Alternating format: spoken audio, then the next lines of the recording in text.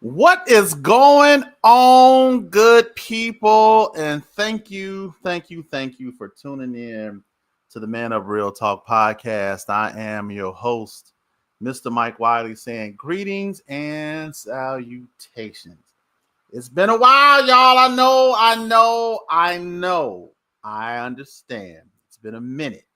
Brother had to take a break, clear some things up, get some clarity, some direction. But Man Up Real Talk is back, and we listen, man, we're glad to be back with you all, have some great conversation and everything. Look, just in case you all forgot, I appreciate everything that you all do to support this podcast, every like, every share, every click, every download, because I understand that had it not been for y'all, wouldn't be no us. So I greatly appreciate that thing. Normally, this would be the time when I would introduce my partner, Philip Hines, but he's on extended vacation, told me he was doing some fly fishing or something in the Sahara. I thought it was a little weird, but I said, you know what, Phil? It's cool. You ain't getting paid. Do your thing. And he said he'll be back on next week, so I'm excited about that. I'm just excited about being back, man. It's been a while, and I missed y'all. Like, for real. I ain't just saying it just to say it. I missed y'all. Hey, Mitzi, what's going on, baby? As always, listen, that's my A1 right there. I appreciate Mitzi. I'm gonna have to make her a t-shirt. She all right with me. Thank you, Mitzi, for tuning in. And everybody that's watching now and that's going to watch in the future, listen, here's what I need y'all to do real quick. And it don't cost nothing. I need you all to like, tag, and share somebody in this video. Like this video, tag somebody in this video, share this video with somebody. Listen, we finna get into it on today. We're getting into it, y'all. We got an awesome guest that's about to come on in a minute that is no stranger to Man Up Real Talk. I'm excited. We got Pastor Steven Gibson, my favorite internet pastor. It should be your favorite internet pastor too. Pastor Steven Gibson is going to be joining us in a few minutes, and we're going to have some great conversation. Listen, real quick, I want to get all the little announcements and stuff out of the way and all of that good stuff. So on the 20th, your boy, hey, there's Pastor Steve right there. Hey, Pastor Steve, I didn't know you was right there. Look at him. Let me. No, you all right. You already there, so it don't matter. You good all right. But listen, on Good Friday, April 18th, your boy is a featured speaker at Pastor Steve's for his Good Friday service. I am one of the featured speakers, and I'm honored. And I'm excited. I told Steve, I said, man, listen, I don't know what it was and why you chose me, but I don't take it lightly. Anytime I stand before the Lord's people, I don't take that thing lightly, and I'm honored, and I really appreciate him considering me. I need y'all to come out and it's on live stream. You ain't even got to leave the comfort of your home. Oh. It's live. It's going to be streamed live, and y'all come online and support your boy and support the Greater Works Church. Amen. Listen, I think that's pretty much it. And Steve, did you want to go into your things now, or did you want to announce them later on in the show? We can get them all out the way now, and that way we ain't got to worry about it. Well, no, the other two, I'll bring them up as it relates to the question, but I bring them later. Okay, got you. Please listen. 7 cries to victory. The last 7 words of Christ on the cross. You listen, you got to come and be a part of this. We do this every year. And we always have some of the best dynamic speakers. As you see, your host right here, Dr. Mike is one of them, a Bible-based. Listen, there is so many facets of Mike Wiley, y'all just don't know. But listen, this is one of those facets I want y'all to see again. This man knows his Bible. He knows his word. And I said, listen, we're going to have him come back so he can bring his micness. He can bring his micness like he do when he teaching that Sunday school lesson, and he get on down there. So y'all come on out and let's get those 7 cries of victory so we can be remembrance of what our Savior did for us. Amen. So look, now I lost it. Boy, I tell you, this is what happens when you haven't been online in months and you forget how stuff works. That's what happens. But it's all good, right, man. Yeah, but listen, Pastor Steve is no stranger to the show. He is, I consider him to be a brother, and a friend, and he has an awesome ministry with the Greater Works Church Ministry. He is doing an awesome thing, and I love the direction that he's going. And I just love how the Lord is using him and what he's doing with their ministry. I mean, he's doing some awesome things, and I appreciate him. Just even spending his time and hanging out with me. A lowly person on the totem pole. We appreciate Pastor Steve. Cool out, man. Yeah, man. Sean Pritchard. Sean Pritchard. That's another one of my brothers. We're gonna have to reconnect, Sean. Man, I love Sean. He's a good guy. I appreciate you popping on, man. Yeah, absolutely. Sister Gibson is on. God bless First Lady G in the building. Come on, y'all gotta make some more noise right here. That's my ride or die chick right there. Yes, sir. We appreciate Lady G. She in here, so we appreciate y'all. Listen, we're gonna dive before we get into the main conversation, because everybody was like, Mike, you got Pastor Steve coming on. I said, yeah, Pastor Steve's coming on. Okay. Are you going to ask him what he thinks about the Marvin Sapp thing? I was like, I wasn't really going to talk about that. But since we're here, and since it seems to be a hot button topic, I want to spend a few minutes on just talking about it. For those of you all that don't know, there's a video of Pastor Marvin as he is going forth in service. And there's a portion to the service that if you've been in church for any point in time, you're familiar with, which is the time for offering. Now, I know a lot of times when they have these reels and stuff online, it doesn't really provide a lot of context and things of that nature. However, this video was one of those instances where, the Lord spoke to the pastor and he said, listen, I know it's about 90 people in here that's going to give $75 or whatever the number was. And he was making the call, the offering call and everything, because it was supposed to be a certain amount of people to give a certain amount of money. And as he was going forth in the offering, he directed the ushers to lock the doors, not close the door, lock the doors.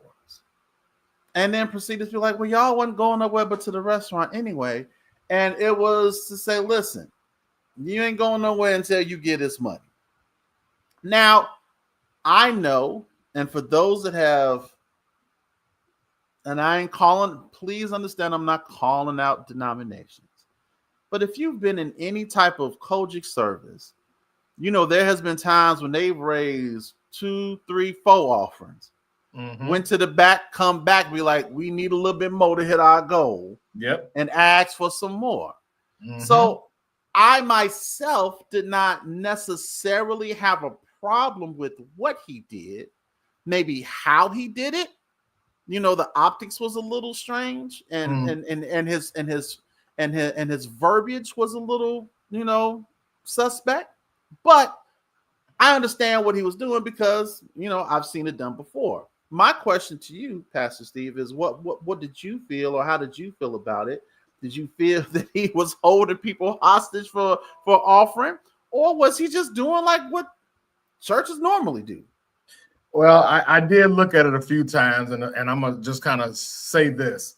I do agree with you. I understand conceptually, I understand what was taking place, because I too have been a part of that.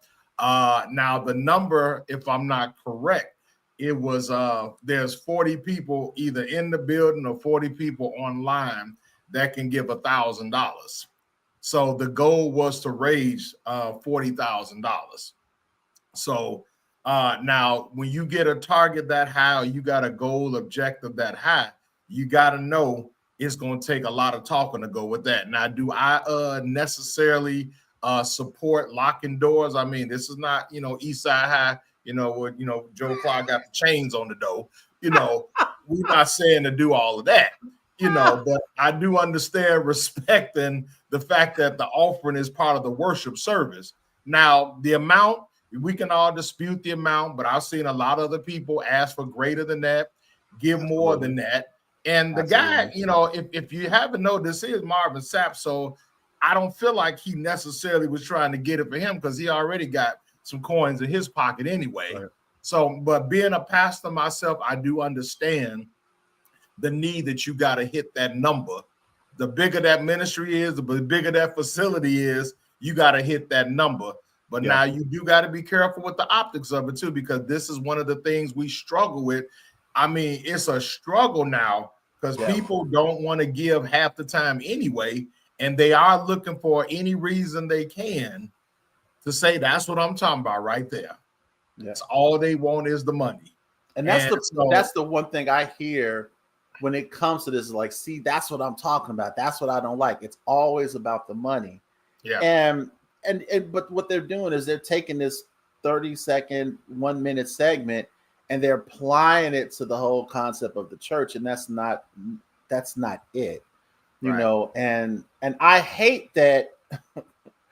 I hate that that's how it was projected, because again, I didn't take offense to what he did. I didn't either. You know, it was just, you know, all right, man, come on, lock the doors. It's just like that whole type of thing. Because here's the only thing that I don't like, and then we're going to move on. Me personally, I've been in situations where I've been shamed into giving. Mm-hmm. I've been guilted into giving, and even to the point where made fearful to give. Yeah. Right. Now, in those situations, I was not a cheerful giver. I gave because I felt a certain way, and if I didn't give, then, you know, people were going to look at me or whatever. Oh yeah. I think that when you do that, you kind of, and I'm not saying that the Lord won't bless, but if the Bible is saying that God loves a cheerful giver, and you're guilting people into give, or you're forcing people to give by locking the doors, that's not acceptable. You know what I'm saying? So it's that's the thing that I personally have issue with. It's just like, you know, and then the other thing is when you say, okay, the Lord just told me, like just now, he just told me that what I need is I need 50 people to give $50. And the Lord just told me that when you give that $50, you're going to get a special blessing before the end of the week. And people get up and they give money, and then he say, all right, everybody else, you give what you can. It's like, so are you saying that the people that gave what they can won't be blessed? Because, you know what I'm saying? It's like, it's how we say things. It's the wording of it. And it's the wording of it. I just think nowadays we have to make sure that we do everything we can to deflect that type of appearance. You know, that brings a reproach.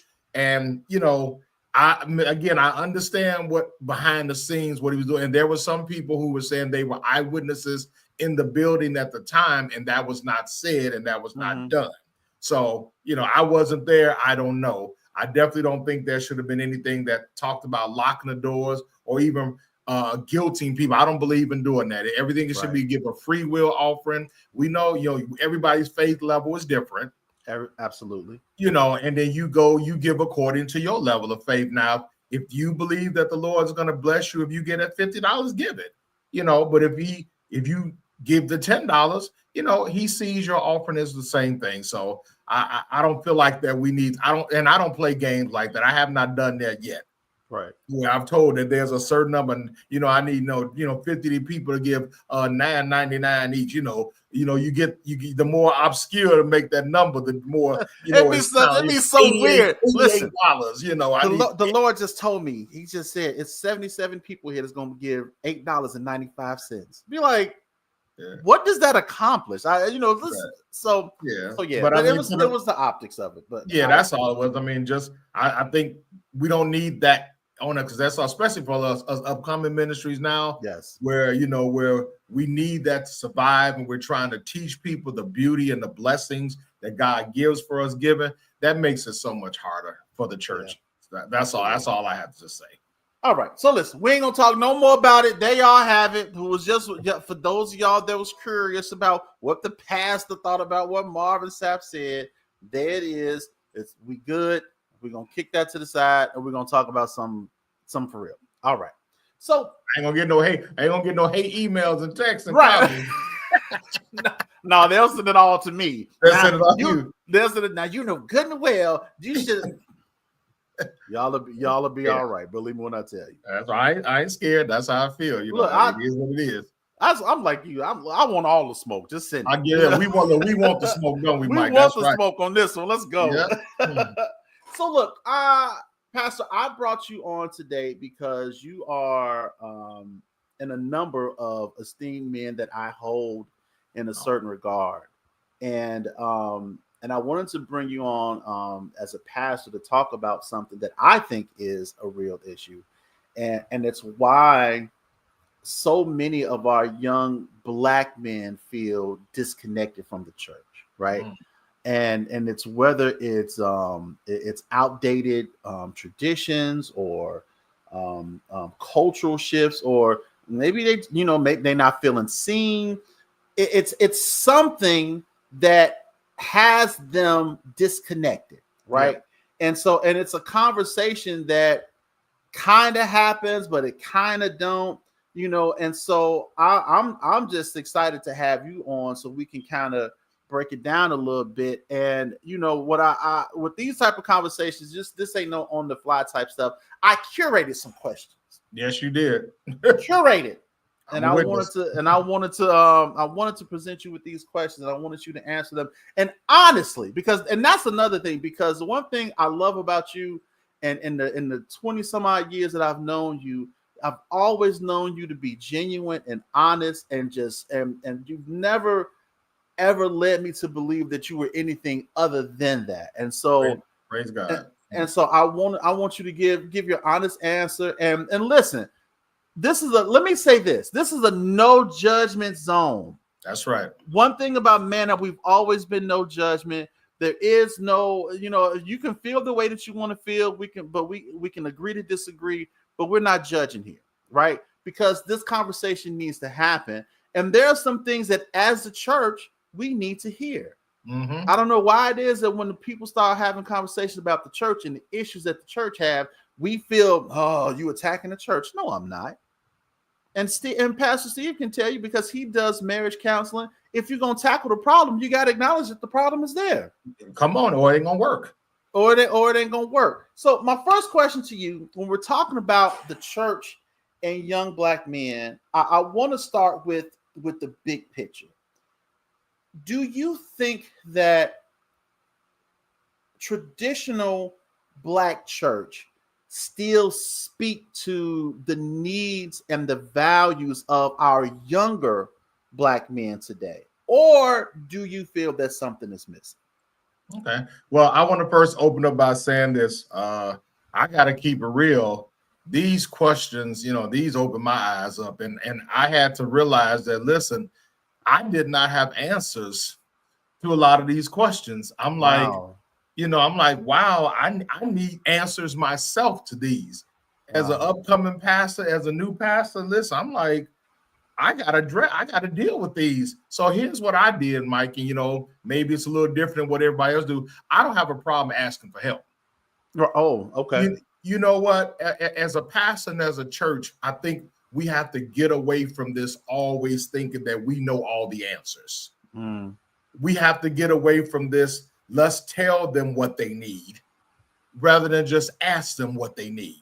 What I did was I talked to about, I think it was exactly 5 young Black brothers.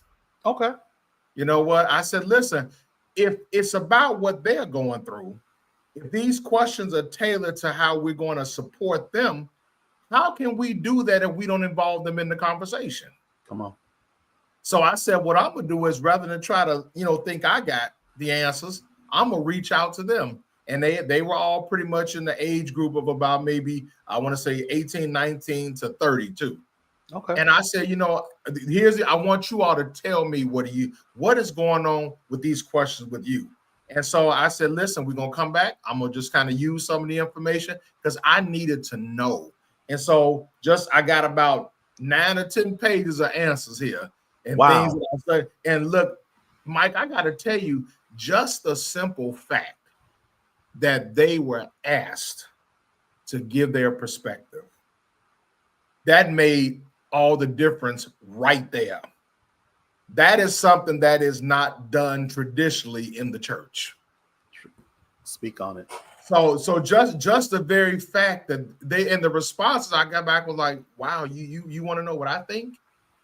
Thank you for asking me. Wow, Right. And, and they got to it. I was giving timelines on when I needed answers, and they was beating them timelines. It was like before I could send out, they were replying back. And I said, all right, this is good. So now we got their attention. So in the Black churches, we have to say, in the traditional Black churches, we don't do that.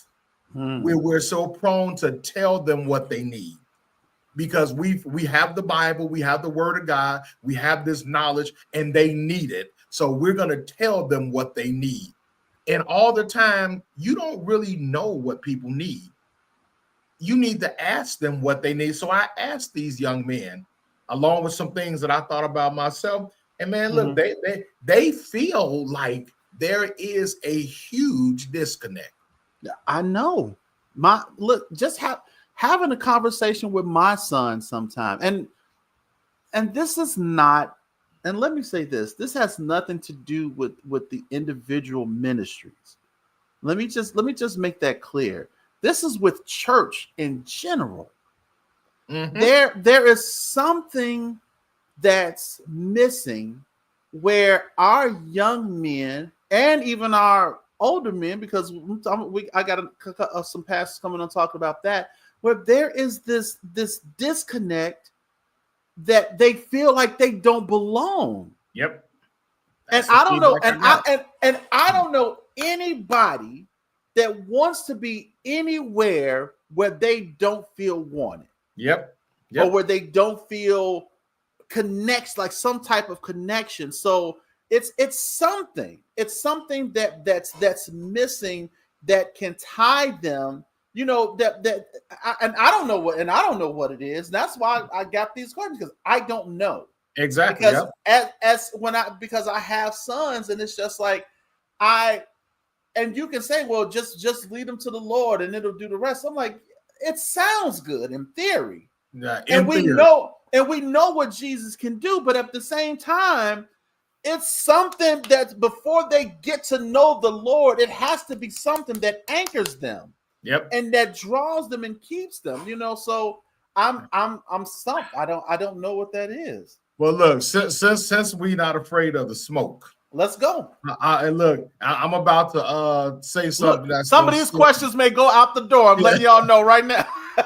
Look, this is gonna sound very controversial, but I'm on the Man Up with Mike and Phil show, and their foundation is being controversial in their discussions. So I feel right at home with this.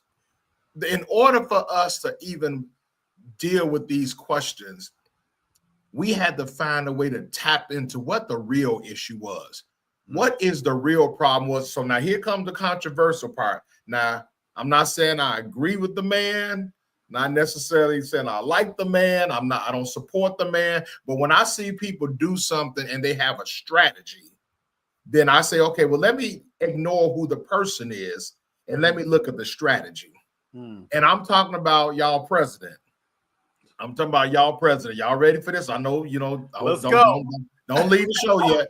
I'm going somewhere with this. Please don't leave. Because I need the church to hear this.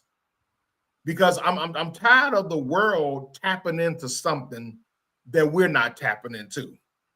Donald Trump found a way to tap into a vein with our Black men, our young Black men, our older Black men, found a way, and even our Latino, but I'm just talking about Blacks right now, but some kind of way he found a way to tap into a void that they had. Yep. And once he figured out what it was, he capitalized on it. What was that void? And I'm telling you, because those that I talk with have given credence to this. Black men felt like, one, they were forgotten about, unappreciated, taken for granted, overlooked, and undervalued. And I'm going to tell you something about black men. The two things that will destroy any black man, young man or old black man, is when they feel unappreciated, overlooked, and forgotten about. And when they are encountered with those feelings, they start to look for that somewhere else. And what that man did was he tapped into that and found a way to give them the belief. Now, whether it's going to be it happens or not is still yet to be seen, right? But he found a way to let them feel like that he was going to appreciate them. He remember the Democrats forgot about y'all, and they took you all for granted, assuming you was going to vote for them because they were Democrat. And another thing, Mike, they felt lied to. Yeah. So what am I saying with that, everybody?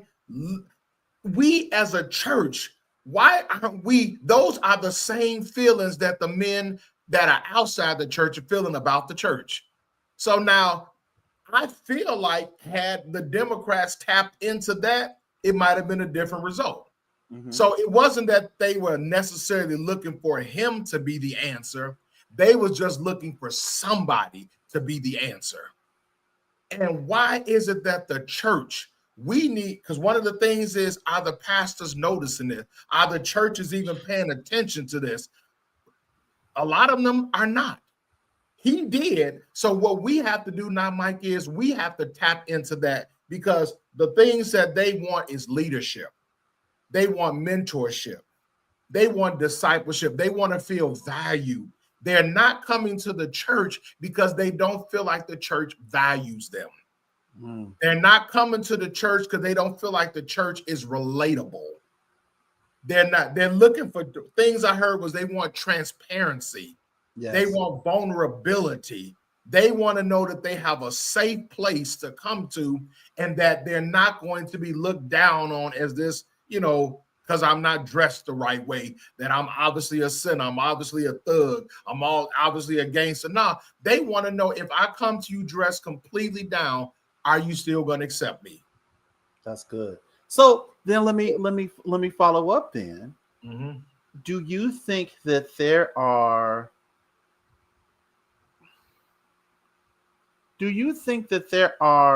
traditions or practices that may feel outdated to the youth of today that may push them away? And if you do, like, share, like, what do you think are some outdated practices? And I know somebody is already loaded up with, but the Bible is 2,000 years old. I get all that, but do you feel that there are outdated practices or traditions that we still liken to that may be a factor that pushes or keeps the youth or young men away? Yeah. One of the things I can point out is that we have to start looking at the church and looking at the service of the church differently. Tradition says that it has to look this way. It has to flow this way. That if these particular items are not on the program, then the program won't go. People want to feel like that if the church is a place where Jesus said, whom the Son set free is free indeed, and where the Spirit of the Lord is, there's liberty, then people need to feel like that there is freedom in the church to operate the way the Spirit wants the church to operate. And sometimes we're so keen to stick into that program that we don't stop and allow the Spirit to move. And young people are looking for diversity. They're looking for that. They're looking for that variety. They're looking for, how are you going to integrate us into the service? A lot of times I look at, and I don't really like this either, I said, when the Lord blesses us with our building, I'm subject to not even have a raised pulpit. Because I don't necessarily like that appearance where we up here and they down there. Yeah. Now, I feel like that people, I feel like that, you know what, if the cross made everybody level, then we all supposed to be on the same level. And when young men come in there, young black, and when men walk in there, come on now, it's a hard thing for men to come in and say they're going to look up to somebody. And especially if they don't know them. Like, I don't know you and you want me to look up to you. Why? Yeah. No, I think that's something that we need to even have to look at the structure of how the sanctuary is designed for the optics of it. So, and also I want to talk about what ways that we can get the young men to feel that they are valued and needed in the church. One of the things that GWC we often talk about is that we are the land of opportunity. Young people have told me they don't feel like that there's any opportunity because the traditions say that you're not old enough yet. The tradition says you have to have a title.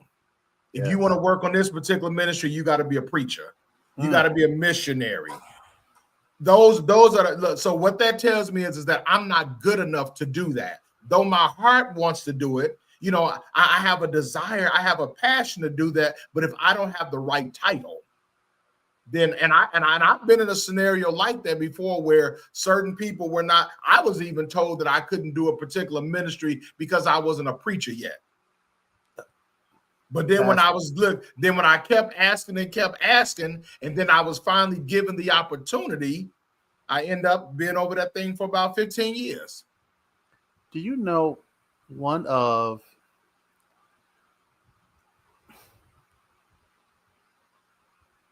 I'm always, my heart goes out to the young people, because even as an adult, I know what it feels like to not feel like you're a part, or to not feel connected, and to know that you have something to offer, but no one seems to pay you any attention, or they overlook you for whatever reason. One of the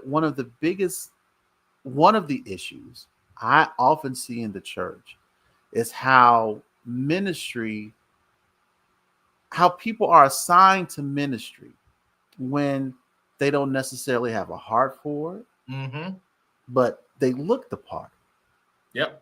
Like, you know how many times I've seen people get put over stuff and they're just doing it because the pastor told me to do it, but they could really care less about what it is that they're doing.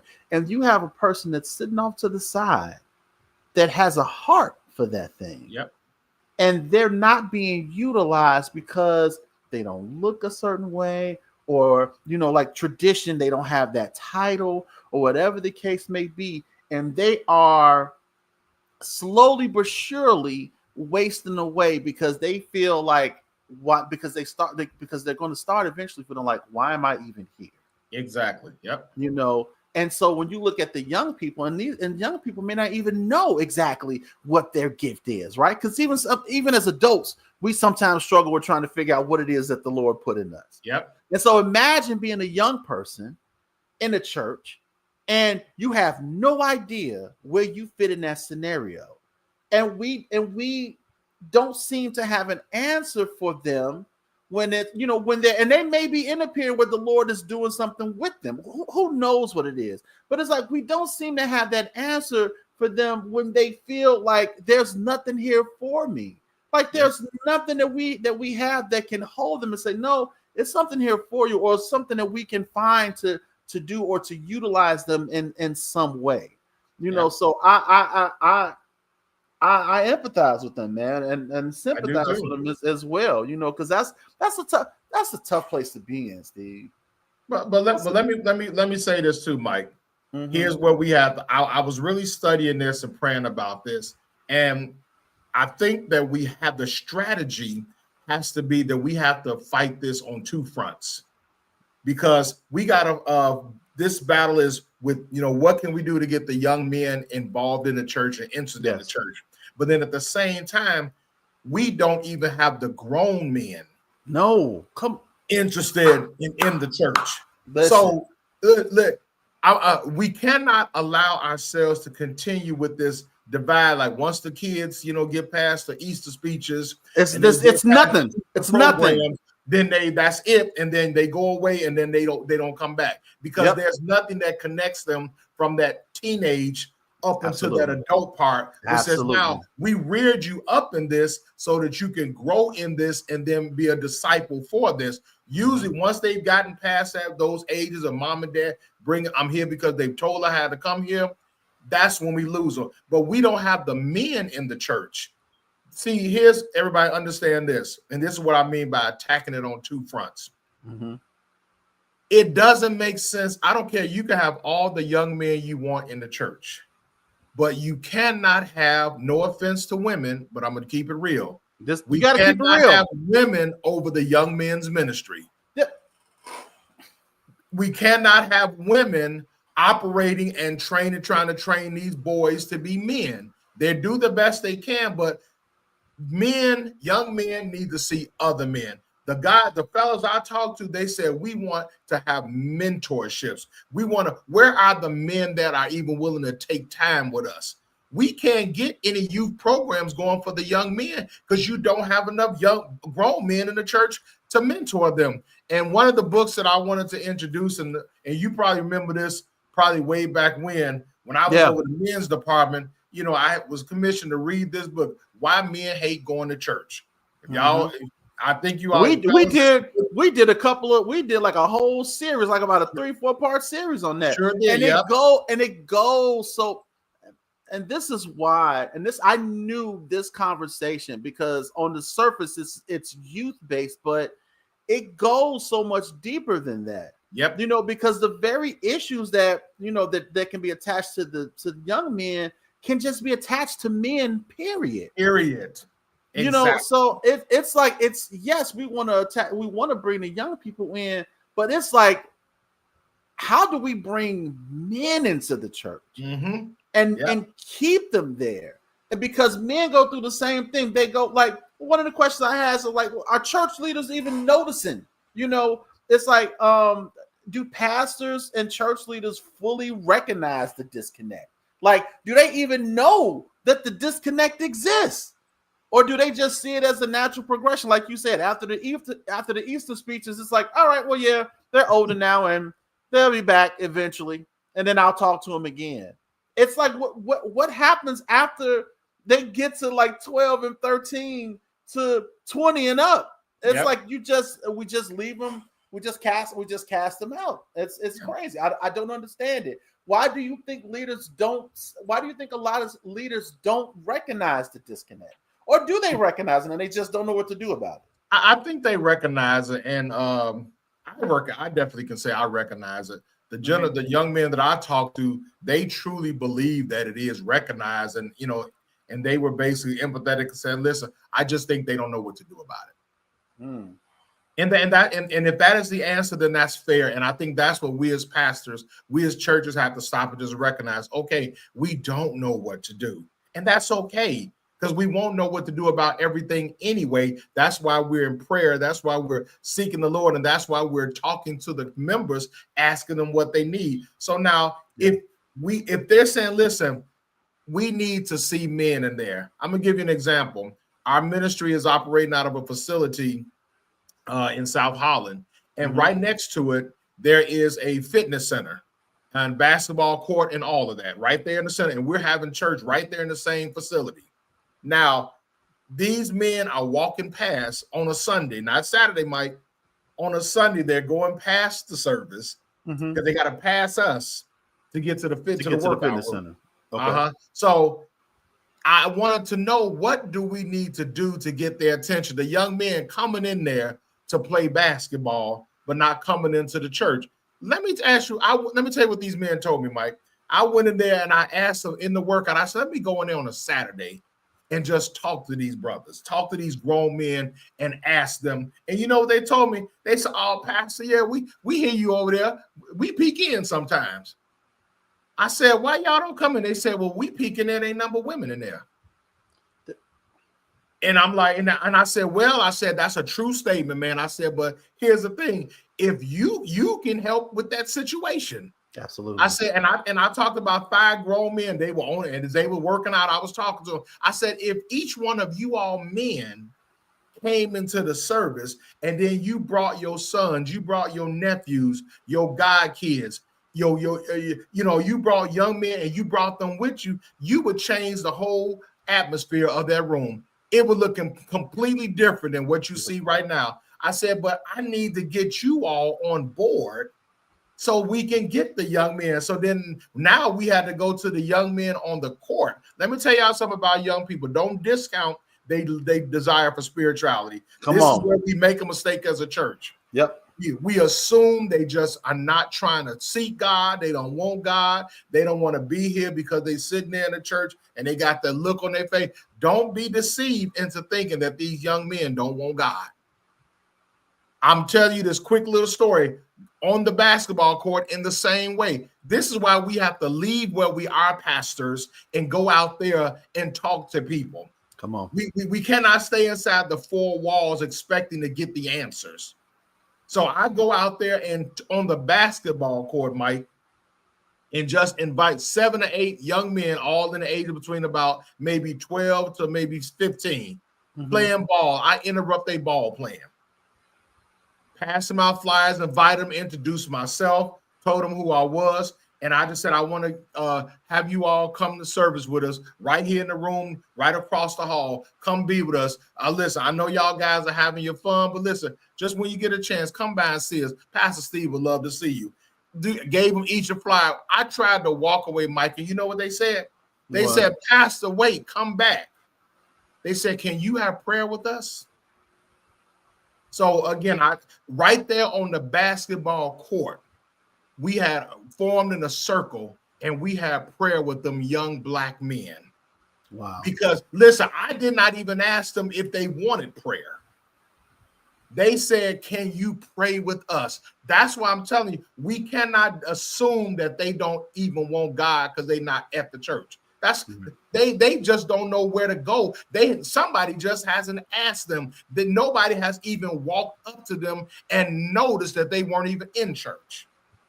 That's the part right there.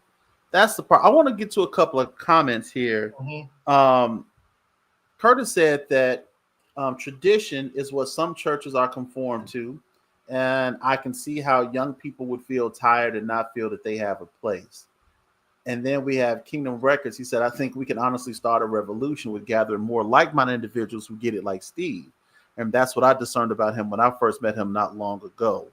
And he also continues on to say, yeah, he says, to reach the broken and lead by example to these young black brothers that are hurting and crying out. I want to kind of lean to what Curtis was saying here when he mentioned that tradition is what some churches are conformed to. When you talk about tradition versus change, and I even look at you, and I remember when you first told me your plans for your ministry, and I like how you are accepting of the times, so to speak, and the way that you approach it, like you even acknowledge yourself as as your favorite internet pastor. You call yourself like, I'm your favorite internet pastor. I love that you kind of get it, right?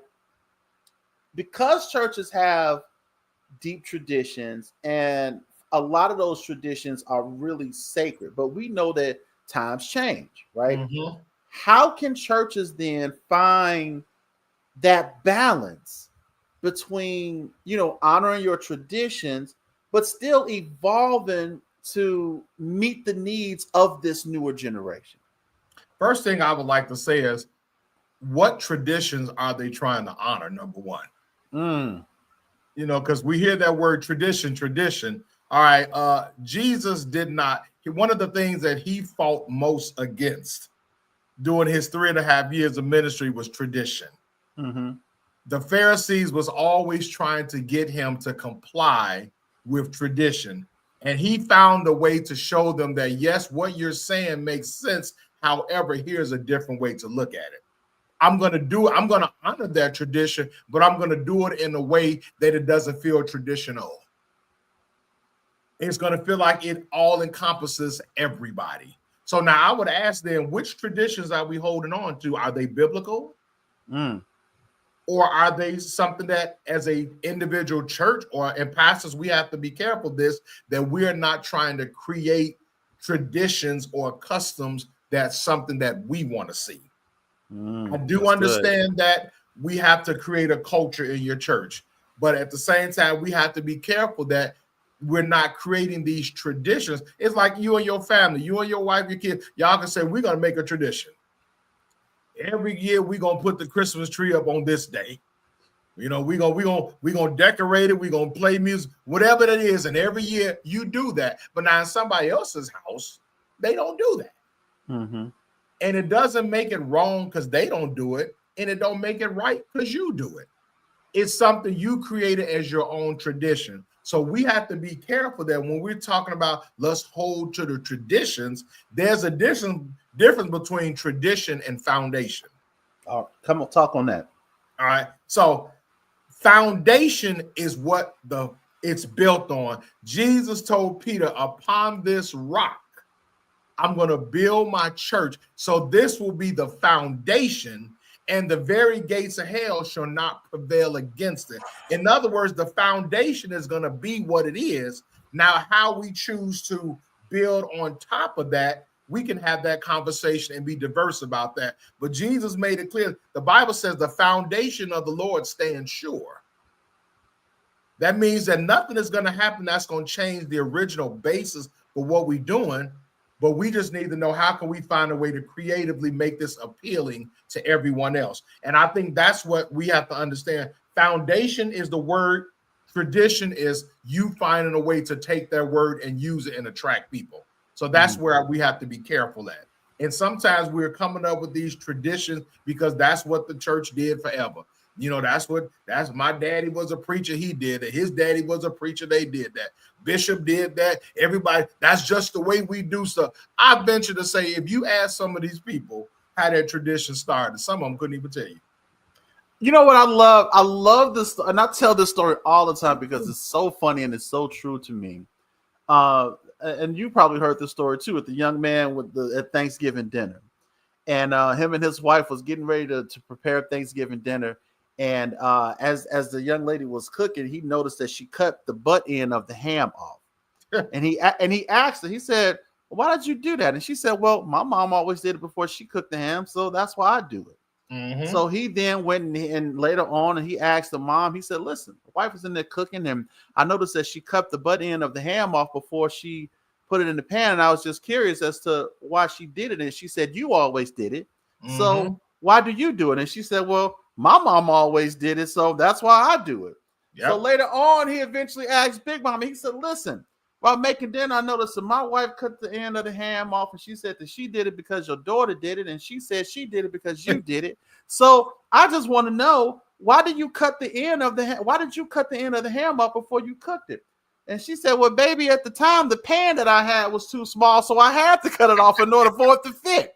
So sometimes, sometimes those traditions that you hold so dear to really don't even have any real foundation. It's just something that you've always done, or you've always seen it being done. So, And I love that story. But I'm sorry, go ahead. I just thought that and that's what happens in churches now. That's why when you talk about advancing using technology and social media and life groups and how we are assembling ourselves. Listen, young men want to know, can we assemble ourselves in different ways than what you're used to assembling? Does all the assembling of ourselves have to be at your church? Listen, when you look at the book, when you read the book, Why Men Hate Going to Church, one of the things it talks about is that men like to be outside. You know, men like open spaces. Men like to be active doing stuff. So if we say, well, no, we're not going to have church outside, we got to be inside because that's where it's supposed to be. Well, for that sector, men is like, man, I would love to be out there, us just kind of sitting around talking, you discipling me, explaining the word. That's my type of environment. You know, we around with a fishing hole, at the fishing hole with our poles. We just kind of sitting back barbecuing. Right. We have to realize that Jesus always found a way to reach people where they were. He went to their environment. He didn't bring them to his. He went to their environment. Yeah. That's why he kept crushing tradition. And so our young black men, they like, wait a minute. Can you create a safe space for us that doesn't look like where it normally has to be? And we don't even really care. It doesn't have to be at some grand place. Right. Do you just have a place where we can come and, number one, feel safe, feel like there's going to be transparency, feel like that I'm not going to be judged, feel like my voice is heard. A couple of things I kept hearing today was we don't feel heard. We don't feel safe. We don't feel like that what we will say will be taken seriously. Right. That, you know what? Someone said, listen, you probably couldn't even really handle, if I really told you what I was going through, you probably couldn't even handle what you hear. Man. And so as pastors, as church, we have to, and that's why we need men in the church who have went through these experiences. Men that have had these, it's some things that it's some people that did some stuff I didn't do. It's some stuff as a man I did, they didn't do. But if we all can come together and show these young brothers, hey man, I did that too. Absolutely. Listen, I went through that too. Matter of fact, that's one of the things I'm asking the Lord to still help me with right now. I feel like, and they feel like if they can get a space that doesn't look like what it normally looks like, traditionally, we got to be in the teens church. We got to be in the, no. Can we just get together? Can I just come over to your house and be on your deck, on your front porch, and we just talk? Come on. People don't do that anymore, Steve. No.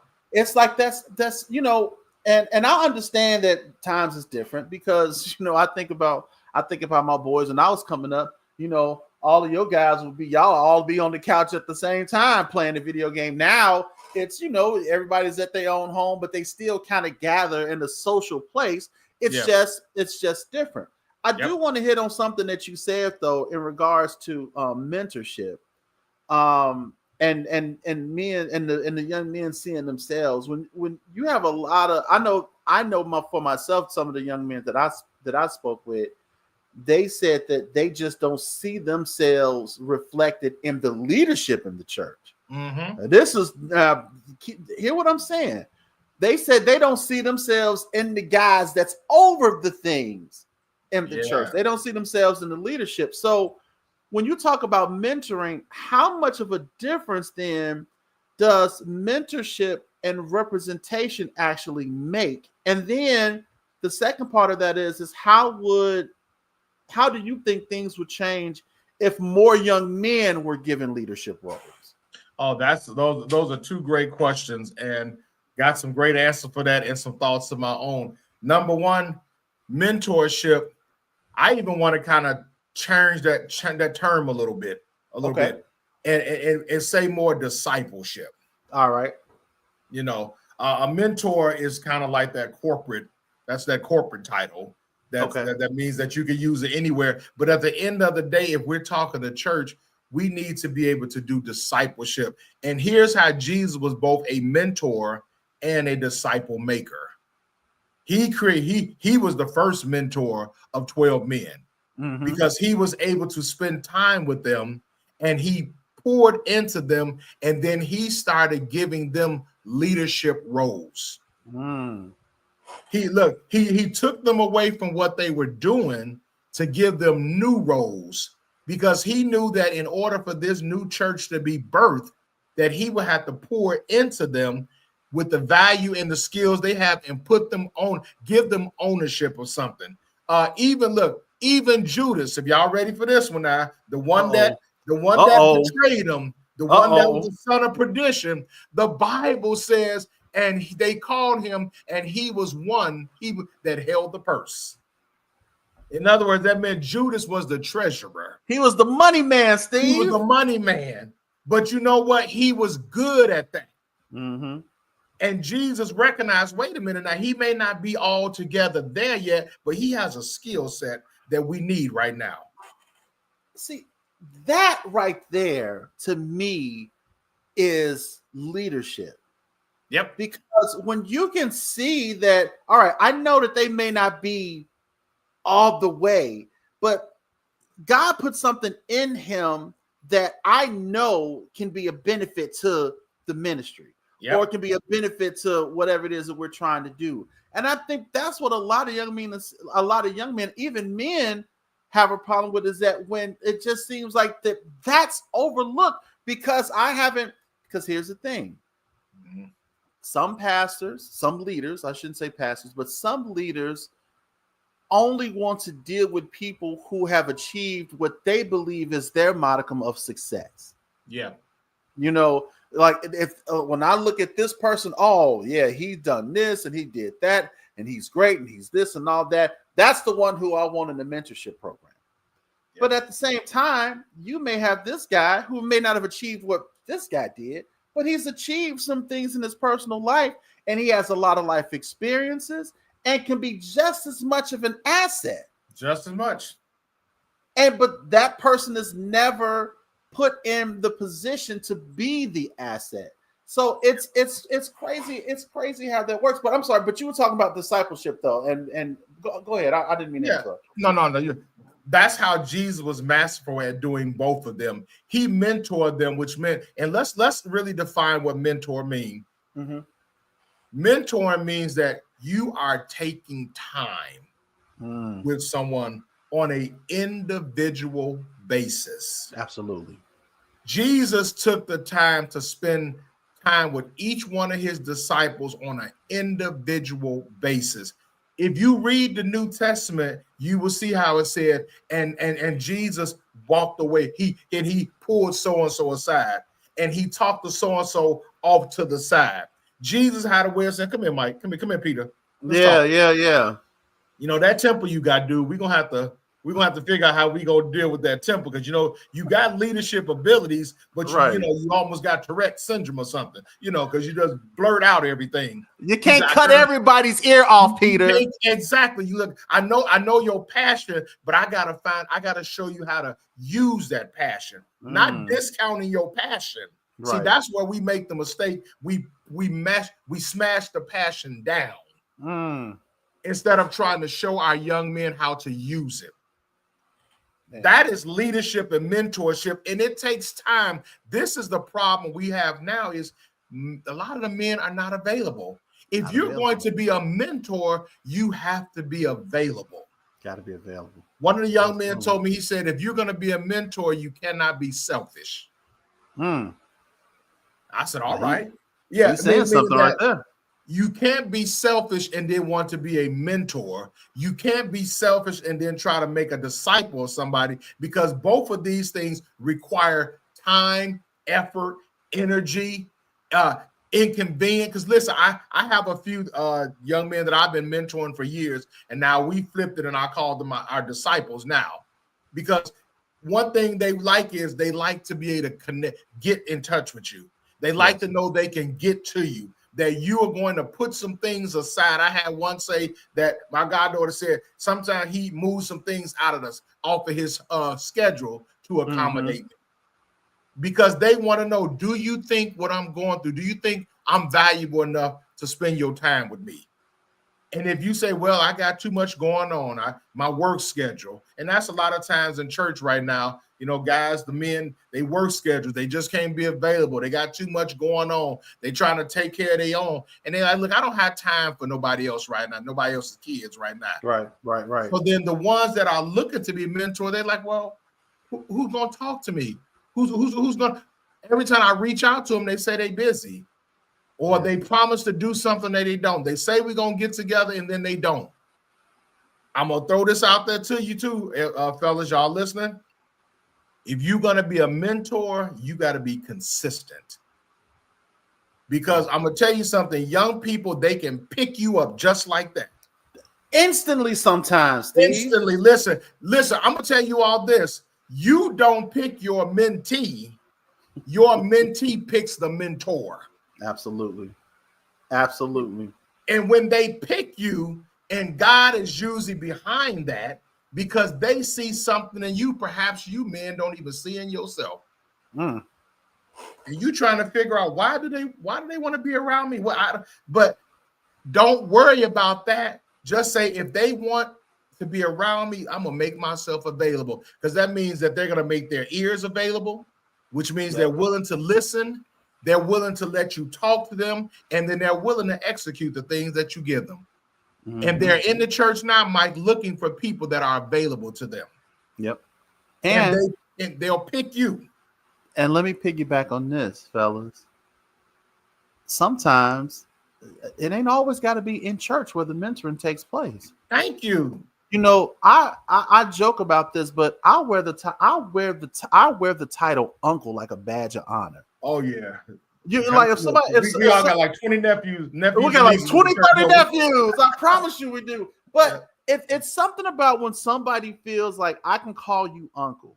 Yep. Like that to me says, okay, well, it's something that they trust me, or it's something about that they feel comfortable. Like, you know what, I look at him like an uncle, somebody I can talk to, somebody that I can go to, whatever the case may be. Don't downplay that. Don't do that. I know a lot of times people kind of toss around the name Unc, you know, because that's just to mean that you old. I joke about that too. But you have some kids that be like when they start, like eventually, like they don't even start off calling you uncle. They grow into it, and all of a sudden now you're Uncle Steve, Uncle Mike, Uncle Phil, or whatever the case may be. Don't downplay that.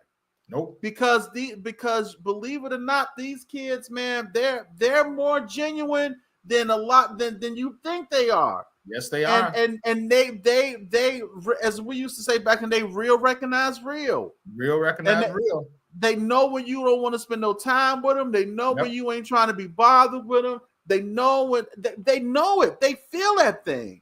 Yep. And if you got a young man that looks to you in a way that he wants to learn from you, or to get experience or information, or whatever the case may be, don't downplay that, man. Lean into it and put in and pour into that young man as much as you can. I don't take that title for granted. I like I said, I wear it like a badge of honor, man. Anytime somebody call me uncle, I'm like, all right. Now, if you calling me uncle, please know what comes along with that, because I'm gonna treat you just like I treat my like my real nephew. Yeah. You know what I mean? And they want that too. Yes, absolutely. Depending on what kind of family they came from, they may have come from a single family where they just had a single mom. Yeah. Like I did. You know, I grew up never having a dad or anything. So I know what it feels like to long for that. I know what it feels like to be looking for that. And there's so many things out there that compete against the church. Yeah. And unfortunately, it seems like they're winning.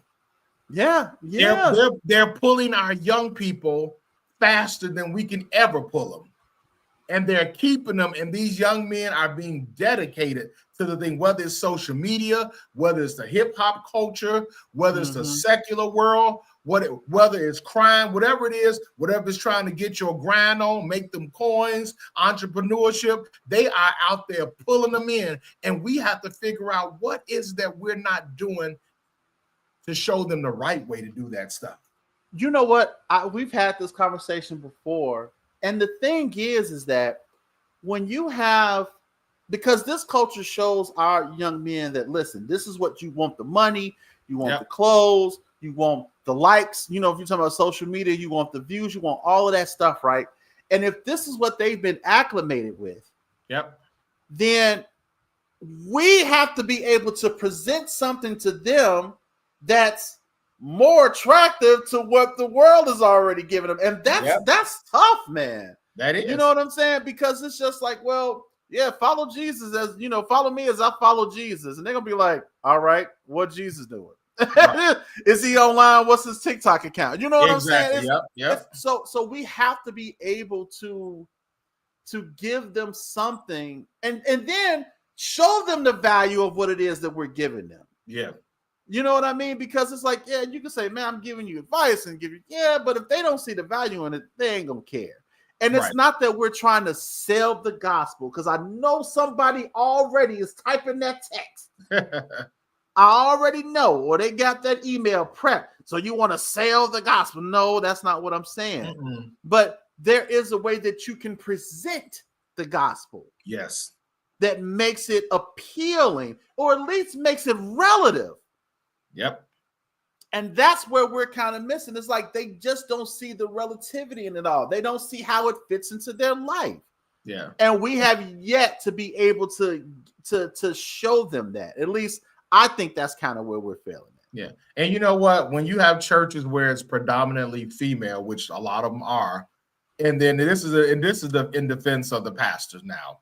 Yeah, come on. You have the church where you have a lot of females, you don't have that manpower that you need. Right. So a lot of times you'll be spending more of your effort trying to cater to the congregation at large, and not because you don't have the ability to kind of carve out that time for just those young men. You like, I need 4, can I get 3 or 4 more brothers in the church to come and talk with these young men? Can I get you all to help me right here? Because as a pastor, you have to care for the entire flock. Absolutely. You know, and that includes, you don't ever want to exclude the women because you likely won't have no church. But look, you have to care for we needs the women. Look, if they leave, I'm going too. Look, 3 fellas, 40 women. All right, fellas. All right, fellas. I'll see y'all later. But we have to make sure that we're trying, you know, we have to cater to the whole flock. So when we don't have that manpower to be able to take them young men aside, the pastor might feel overwhelmed. And to go back to the question, are they ignoring it? Do they know it? I think they do notice it. I just don't feel like maybe they have the capacity. Now, if you got one of these mega churches and you got hundreds of whatever people, and you're not operating with some sort of mentor program or discipleship program, then, you know, the UOC, shame on you. That means it's probably all about you, and you got other priorities. Wait, did you say that was OC? Hey, I ain't heard that in a while. You're out of control, sir. Still out of control. That's good. So because there's really no excuse for you. But if you don't have that scenario, then it will mean that you have to really stop what you're doing and create a true discipleship program. And that's why at GWC, we have went back to the basics right now. Yes, that's right, Tony. We need the women. We need some of them because they're gonna be the givers a lot of time. Yes, absolutely. But when that man said, I peeked inside your church and all I saw was women, I went on about my business. And I'm like, okay, so we got to fix that now. I need you, because listen, I need you to be a part of that. So when young men come, because young men, they want to see men there too. They want to see men. Listen, do you know the whole reason why I joined? Let me tell y'all something. Here's a moment of transparency. The whole reason I even joined church, when I joined, was because I was in a so-called quartet at the time. You sure was. And I wanted to sing with my guys. Yeah. That was the whole reason that I joined. The whole reason. But the funny thing is that the more I went and the more I learned about the Lord, the more I wanted to learn more about God. And the quartet thing became secondary. Mm-hmm. And that's what I'm saying. And see, people think that there's something wrong with it. Like, no, I know people that were drawn to church because of the music. They came because they love choir singing. Exactly. But the Lord eventually pricked their hearts and their ears, and next thing you know, so there has to be something. There has to be some anchor, whether it's other men that attract the other men, or some interest or something. Or other young people. Other young people. You gotta be doing something. And that was another question. It was like, well, what does a church? What does that church look like? That has it where what does that church look like that gets what the young men need and they're catering to that need? What do you think that church look like, or what could that church look like? I think what that church could look like, and what I've seen some church who have been successful in that, it has taken us right back to the foundation. They have figured out that they need to have a real discipleship model. Everything, because the original model for the church was the one Jesus set up. Okay. And his model was discipleship. Jesus never had a church building that he owned in his entire life. Never. He went from synagogue to synagogue, but most of the time you found Jesus out there in the street around campfires. Yep. Talking to these men, meeting them where they were at the lake, Yep. at the fishing hole, at the tax collector booth. He said, listen, I'm going to come to you. And he said, I'm going to spend this time with you. I'm going to show you here. He showed them love, not judgment. Come on.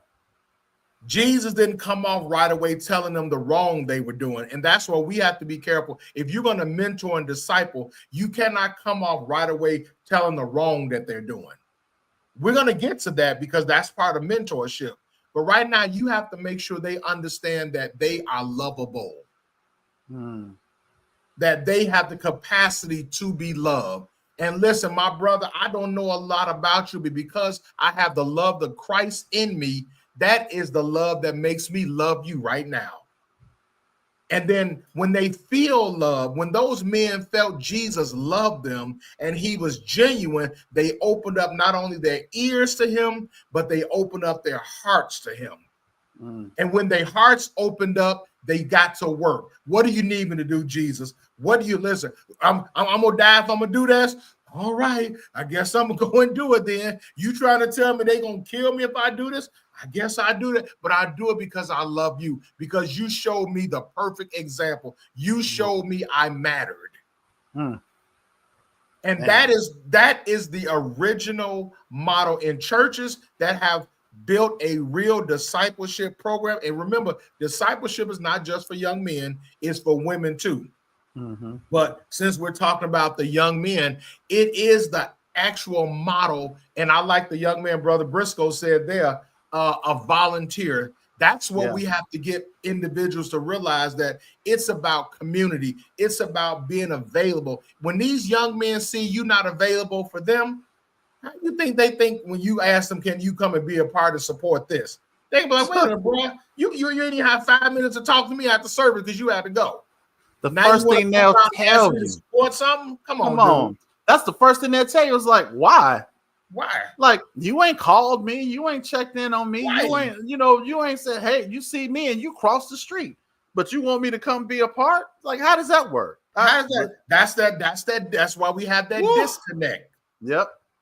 They are looking at more of how you treat them than what you say to them. Absolutely. More than what you do in the pulpit, is they're looking at how you do on everyday life. And I cannot stress this enough. It's about taking time, being available to them. Yes, and I understand, we all busy, Mike. We all busy. Absolutely. But listen, we can't be too busy for them. Right. And you might say, well, I don't have no sons. I'm sure you got a nephew. There's a kid on your block. There's a kid in the neighborhood. You look at and be like, now that dude, no, he needs to be acting right. Well, then why aren't you taking the opportunity to go show him how to act right? Why aren't you taking the opportunity to go in and say, listen, young man, I want to show you a better way, and then offer Christ to them? Or one thing I'm going to say before I let you, the thing I kept hearing today and all of the answers I got was they like, listen, if you show us the love of Christ, we are more apt to want to receive that love of Christ. Yeah. They're looking to see it in us first. They want to know about Jesus. Don't think they don't. They want to know about relationship. They don't want religion. They want relationship. They want relation. Man, they don't want programs. They want a relationship. They want to know that I have somebody in my corner that loves me, that cares about me. And if I need them, they're going to be there for me. Listen, you get that, then you can say, hey, we got this community outreach going on, and I need about 5 of y'all brothers ashore. They will be breaking their neck to get there and help you out. Man, I love that, Steve. And you know what's funny? We do we have because I started at first. It was something that I used to do at home first, where I would have a game night for my boys, and I'm like, listen, call up, some of your buddies, y'all come over. And we set up a couple of TVs and had different game systems, and I order food and stuff, and they talking and playing games. But you know what happened? Eventually, they start asking questions. And they start, well, Mr. Wiley, what do you think about this? Well, let me ask you this. And I was like, And you know what I started doing? So I started doing it more often. And it's something now that we're trying to implement at the church, because when you put them in an environment where, you said earlier, where they don't feel judgment. Yep. You know, and where they don't feel like you're looking down on them or talking at them, and you're talking to them, and you genuinely want to, you're genuinely concerned about them, or whatever the case may be. When they see that time that you want to spend with them is genuine, you will be amazed at how they will open up and be like, and will just and feel safe once especially men. Let's be honest, man. It's hard for us to open up around other men. Yes, it is. Even if I know you, it's hard for me to trust enough to say, man, this is what's going on, because there has to be a connection there. It has to be. And if we can get to a point where we can just that discipleship program just develop these real connections with these young men, I think that's one of the major steps. That's the foundation, Steve, that you were talking about, that we need to build, so we can start bringing not only the young men but the men into the church. The men, exactly, and they will start bringing each other, because if I got 20 young men came into my ministry right now, I would be happy, but I'd be having a hard time. You know why? Because I figure, okay, how can I, if I want to give them what they deserve to have? Right. I mean, not just say, oh, I filled up the pews. Hey, look, on social media, I posted that we got these young men. But now I want to know, if they come, can I get them to stay? Can I treat them and give them the time? And because discipleship is a process. It's a process. Let me say this real quick. They know when this is just something you're doing for right now. Yeah. Oh, know. My goodness. I'm gonna tell y'all, they know. You think they don't. You think you fooling them. This is a one-time occurrence. And that's what's not going to keep them. They will pick that up and they will leave. Yep. So you have to be consistent. So if they came right now, Mike, I would have to restructure my life. And I would gladly do it. Wow. But that's real. That's real, though. Look, if you ain't gonna give it all to them, don't get none of them to them. But you know what's funny? They're gonna find they're gonna go down to Huckable. Huckable will say, look, come on down. I got you, young man. And if the church ain't doing it, the world gonna say, look, I got you. I'm gonna give you all the time you need. You can tell me anything. Here's another disconnect, Steve. A lot of churches don't want to admit the fact that they don't know what to do with the youth. Yep. And as a result, they get them there, and they can't retain them. And it's like that. Oh my God, that right there, man. That right there. When you said, like, even if I got 20 young men, it's like I have no idea what am I supposed to do with y'all? It's right. Okay, all right. Well, we ate now. What else? Well, all right. Well, so what y'all got planned? Look, because the closer they get to you, the more they're gonna require from you. Absolutely. And I think that's a lot of times what scares men too. It's like they don't have that capacity to go that distance with them. Yeah. Now, you were talking about discipleship, and you had a really interesting graphic here. Is it okay if I bring? Go ahead and put it up. Absolutely. I want to pull this up, man, and this is really good.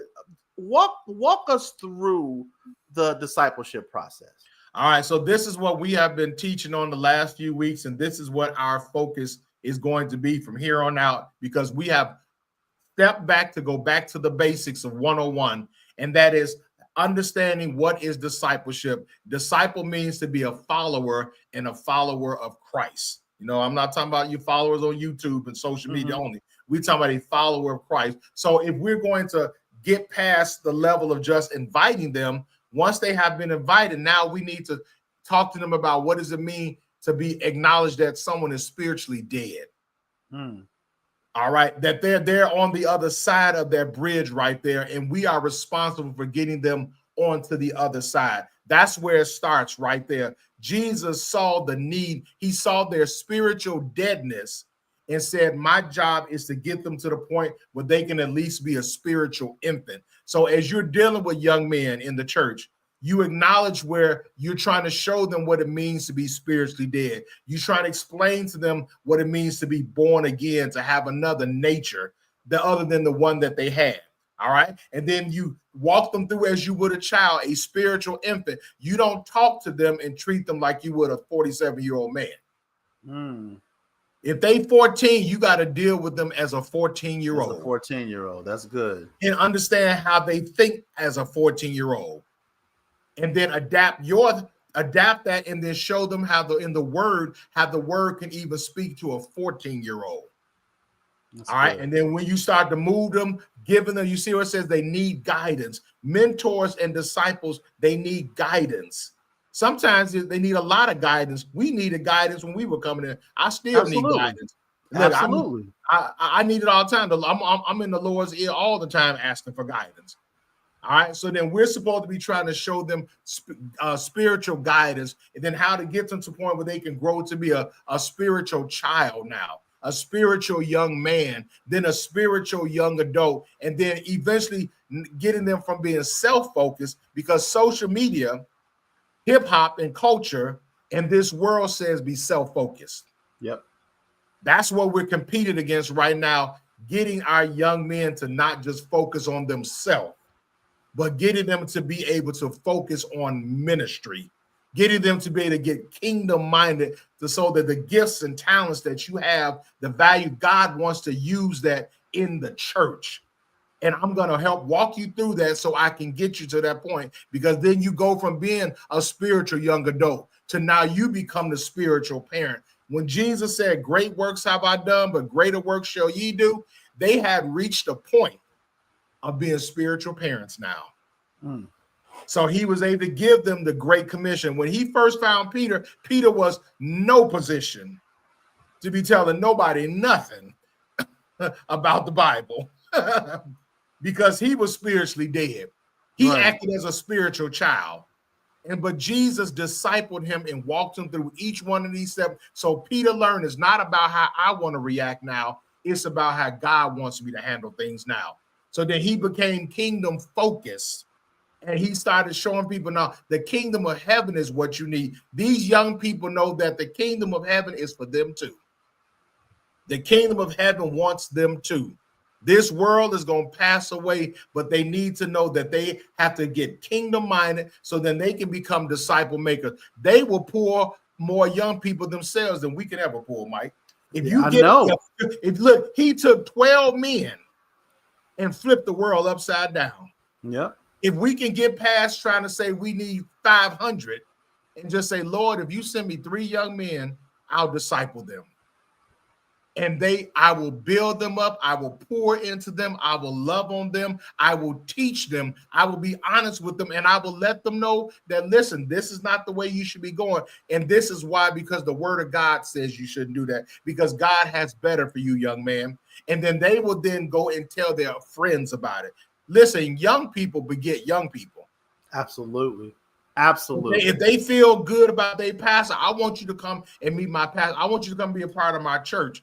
And they will do that part for you if you just take the 1 or 2 God send you.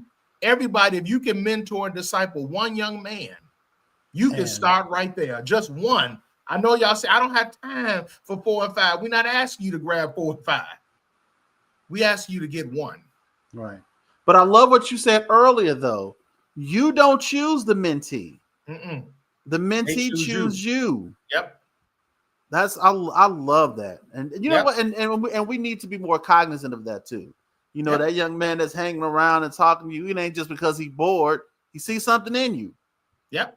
He sees something in you. I don't know if you was at our church at the time. We had this young man named Nick. His mother name is I remember Nick. Yeah, I remember them. Caucasian young man. Yes, sir. And to this day, you know, I still don't know what it was. All I knew is that every time I came out of the pulpit, that young man was standing at the bottom of the steps, waiting for me to come down and just say hi to him. Yeah. And I would do that, and I would spend more time. And he would see me talking to somebody and patiently wait. Yeah. Till I got through talking. Long story short, he got sick. I started going to the hospital. I would go visit him each week. I would make sure that I talked to him. I was in there with him when he was at the point of death. And to the point we got so close, his Christmas gift, I came to his house and he said, I said, what you want for Christmas? His mother said, tell him what you want. He said, will you be my godfather? Oh, wow. That was the Christmas gift that he wanted, was that I be his godfather. That's crazy, man. And so we developed, and now he's 21. He just turned 21 last week. Is he 20? Oh my God, I'm old, Steve. Is he 21? And when I met him, he was like 8 or 9. Yeah, he was a young guy when we. Yeah. Oh wow. And whatever I tell him, and I stay in contact with him. We text, we talk, we get together. But we don't, I want to get together a little bit more with him. But I have been with him through each stage of his life up until his 21-year-old. And it's all because he saw something in me that I don't even know what I saw. And I was like, what was it? Why is this young man standing down here waiting for me? Because Mike, the mentee picked the mentor. Yeah. Wow. And if I would have been too busy, if I would have shrugged him off or gave him that one-time wave, all right, wave on the head, nice kid. All right, go on about your business. He wouldn't probably know Jesus right now. Because I'm on him about that. I'm on him about his development, his growth and life and everything.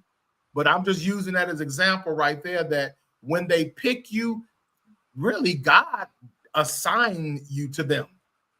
That's how that happened. That it came about because God said, this is who I have set for you.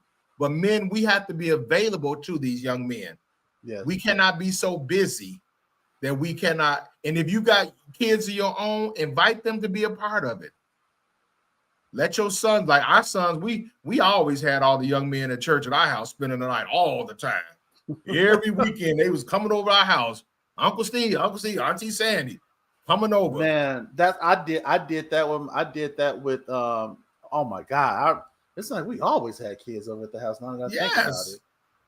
Jesus, yeah, it was like always, man. Look, there were many a night, Steve, where I had nephews, godsons, and just like I don't even know who this kid is, but hey, what's going on? Get you some pizza. And it was just always it was always, and even to this day, my nephew, he talks about that. He said, man, Uncle Michael, you know what? He said some of the best memories I have was just us just having them nights when we was just up and we was playing the game and we were just sitting around talking. He said, man, I miss those days. And here's the thing, fellas.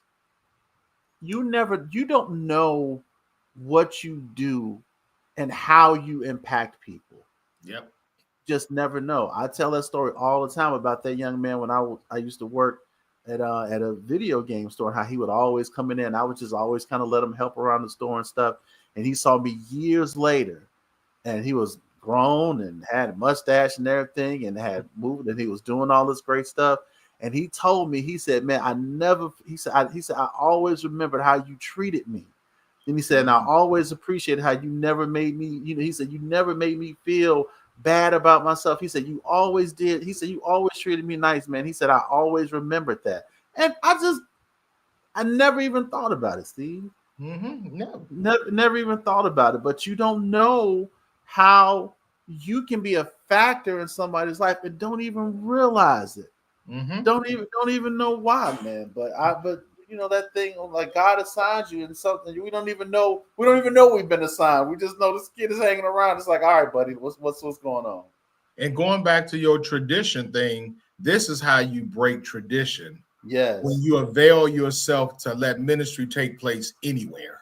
Come on. When you avail yourself for ministry to just break out wherever you are at that moment with whoever you're with. My brother here, Kingdom Ministry, Brother Solomon Williams, we only met 2 weeks ago. And we met at a Pep Boys because I was out of Saturday outreaching, passing out flyers. I had my GWC ministry shirt on. He was in line, gave him a flyer. He looked at my flyer. He asked who I was, told him. And listen, from that point on, we sat down and bonded over our car tires being replaced. And he told I love it. And he opened up and told me his story. And oh my goodness, what a story it is.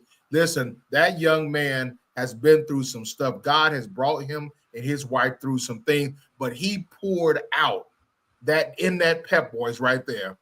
And listen, I said, we didn't care how long it took, but we let him say everything that he wanted to say. Mm-hmm. And then here's what happened. Then the invitation came. Right. See, that's what y'all see that. See, the invitation came after that. It came afterwards. Oh my goodness. So now this young man, he has been on our Tuesday night prayer calls. He's been on our Thursday night Bible study. He's on tonight. He's in Sunday school because he said, listen, you took time to hear my story. And he's got some skills and we're going to be working on some stuff. He's a music guy. And look, he's going to be able to bring his gospel hip hop ways into a way that's going to bring the young people in where it's going to get their attention. It's going to appeal to them. That's how another way you break tradition. You got to be open to doing things a different way. You have to. Now understand now we keeping boundaries now. We're not just letting the freak fly, as they say, but we're going to keep some boundaries because the foundation is still there. Yeah, but like we said, there's a balance. It has to be a balance. You just have to be open. God, you know what? Show us a different way. The pandemic showed us that you have to look at things in a way you never looked at it. Listen, the pandemic broke tradition. The pandemic was. Let me tell y'all something. The pandemic was the reset button. It was a reset button. That pandemic did some things, and it shifted some things, man. And now the climate is different. Yep. And you have to adapt and you have to adjust.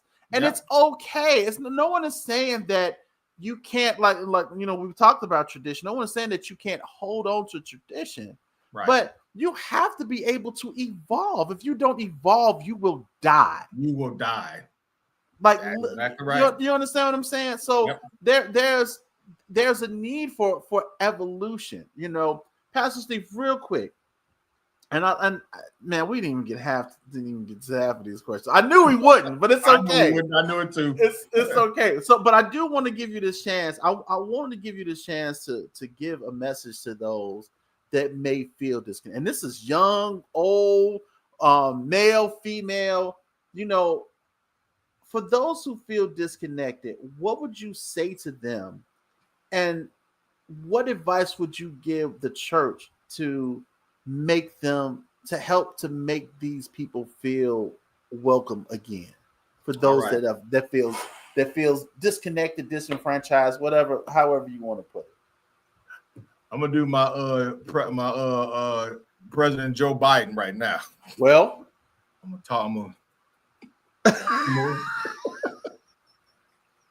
into the camera. You're gonna lean into the camera, all right? But for real, I want to say this to you that feel that you are disconnected from the church. The church needs you. And not just the church, but the kingdom. The kingdom of heaven needs you. We go past just a church setting because the church is the person, not the building. Come on. And you, young man, you are the church. You, young lady, you are the church. Man, woman, you are the church. And you don't have to be disconnected because Jesus died to put that connection back together. You were disconnected when you were on the other side of the cross. Mm-hmm. We were all experiencing true disconnection when we did not have a relationship with Christ. But now that you have a relationship with Christ, you are connected in a way that you could never be connected with anything on this earth, with any entity, with any organization. There's no connection like the connection that you now have with Christ. We need you, your skills. God put something in you just for his kingdom. You didn't develop that yourself. You didn't learn that yourself. He put some things in you to be used for his glory. He sees the value in you.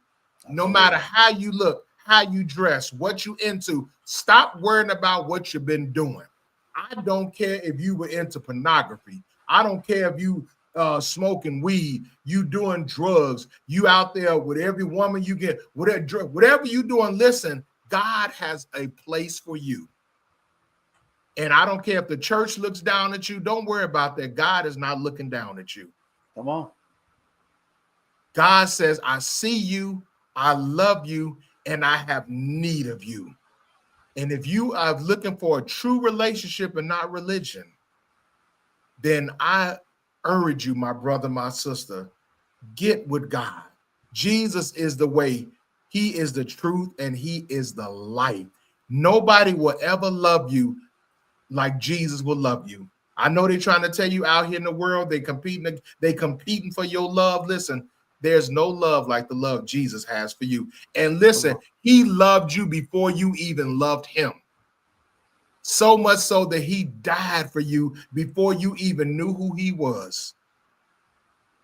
And if that's not a connection, then I don't know what a connection is. And so for you churches out there that you are struggling with this, and we're all grappling with this, and this conversation is going to continue. Yes. I know I am just eager to get started and get to work, because I got to revamp a whole bunch of stuff now. But I want you to know, listen, God wants you to take care of his children. God wants you to take care of the young people. God bless our older people. We need them. But after a while, they getting ready to go home to their reward. Absolutely. And if we don't nurture and care and invite these young men into our church, then listen, the church, well, Jesus said it won't perish, but the church will lose its place. Because we are only catering to a certain segment of our congregation. So I just tell the churches right now, pastors, it's okay that you don't know right now. It's all right. I don't know. I don't have all the answers. But what I do think you should do is go ask your young people. If you got one young man in the church, just put him aside, take him to dinner, say, look, I just want to know, what am I doing wrong? What are we missing? And I promise you, if you open up that door for them and they don't feel judged and they don't feel like there's going to be repercussions for what they say, or you're going to look at them differently, they will open up and give you all the answers that you need.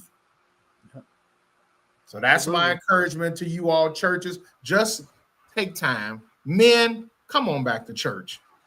Men, come back. Listen. It's time, fellas. It's time. I mean, it's been too long now. Y'all got to come on back now. You know, you can take your sons to the gym, take them to the basketball court, all that. Take them to the Bulls game, take them to see the Bears, and all that stuff is fun and cool. Do all of that, but you need to still bring them to church. But if they don't see you coming to church and they see you outside when you supposed to be in church washing your car, they gonna feel like that's what they supposed to be doing.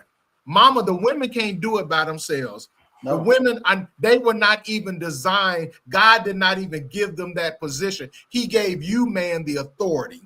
Yep. He gave you dominion. As my brother, Pastor Razor, taught her, he gave you dominion authority. Absolutely. To be head of the household. And we have abdicated our roles as men. Ooh. And because of that, listen, it said our fathers did eat what it say? Our fathers did eat grapes and put our teeth on edge. So now our young people, our young men are suffering because of what we failed to do. Yeah. But if the good news is, man, you could come on back. It's not too late. It's not.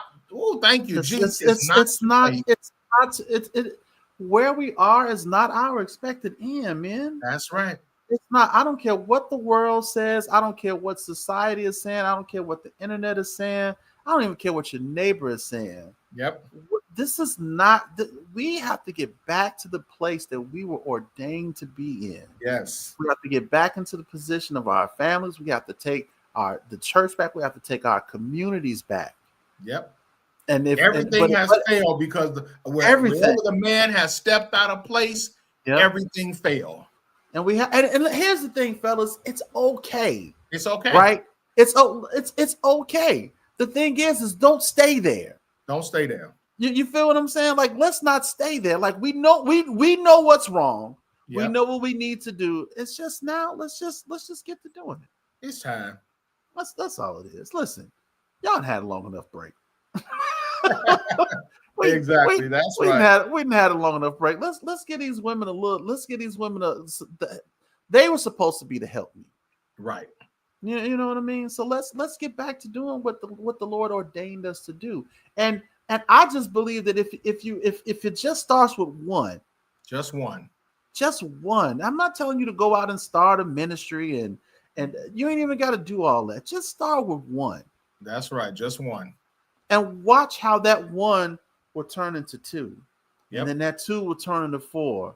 And then that four turn into 10. You know what I mean? It's like, let's just start with the one and let's just grow.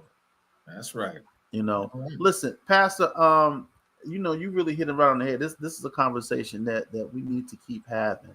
Mm-hmm. And I just want to encourage that you guys, that if you're listening and if you've ever felt disconnected, listen, let us, put in the comments that how did you feel disconnected, and what would help? What do you think would help make the church feel more like home for you?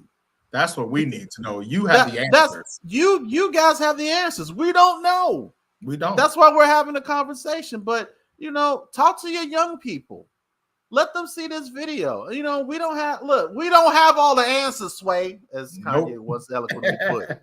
But talk to your young people, man. Really, and really talk to them. Don't give them that superficial stuff, because I'm telling you, they're gonna see through it. Yeah, they're going to see through, but really, really talk to them and just say, what do you need? Pull the Jerry Maguire, help me help you. That's right. You know what I mean? And I think if we did that, you will find that you'll get more answers than you thought you would get. Yeah.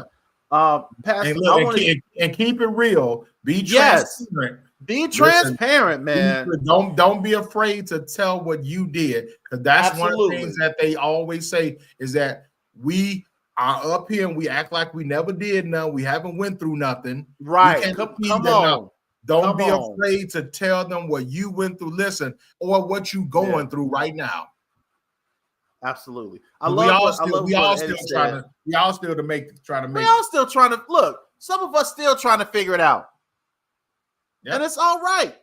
Just keep trying to figure it out. Just don't stop. I love what Brother Eddie said. He said, God created the idea of brotherhood for a reason, because a shared brotherhood is essential to grow our young men. Yes. And he continued on and said, God also showed us how negative brotherhood affects man. Learn the lessons. Yep. Listen. God bless you, Eddie. Yeah, man, we appreciate you, man. Steve, I don't want to let you go without letting the people, let them know where they can find you, where they can catch GWC, anything you got upcoming. I want to give you the opportunity to share that now before we roll out. If you can go ahead and put that workout and the word flyers up for us. Absolutely. All right. This was a campaign that we launched a couple of weeks ago based on what we saw at our facility and what we were trying to do to encourage them to come in. Some of them said, well, I don't want to come because I'm sweaty. I just worked out. Listen, I'm like, we're 2 feet across the hall from you. We're not saying that you shouldn't work out your bodies. We want you to be healthy. We want you to be mentally healthy. We want you to be physically healthy. But at the same time, we want you to also be spiritually healthy too. So listen, just like you working out in the word in there, you working out in your gym.